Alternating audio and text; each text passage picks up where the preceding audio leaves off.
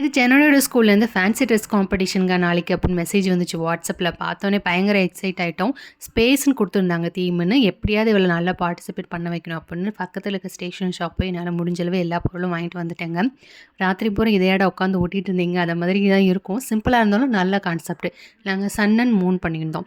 அதாச்சும் full Moon, half Moon, crescent Moon, new Moon அப்படின்ட்டு 4 concept. அந்த பக்கம் பார்த்தோன்னா சன்னோட மோட்ஸ் ஃபுல்லாக எடுத்திருந்தோம். ஹாப்பி, சேடு, சம்மரப்போ பயங்கரமாக கொளுத்துமே அந்த மாதிரியும் பண்ணியிருந்தோம்.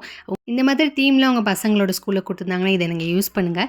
என்னால் முடிஞ்சளவு பண்ணியிருக்கேன். பேரண்ட்ஸ் ஆகிய நம்மளால் முடிஞ்சளவு ஒரு குட்டி கான்ட்ரிபியூஷன் நம்ம கொடுத்தே ஆகணும். தடன்னு கடையில் போய் செய்ய கொடுத்து வாங்கி மாட்டி விட்டுறக்கூடாது.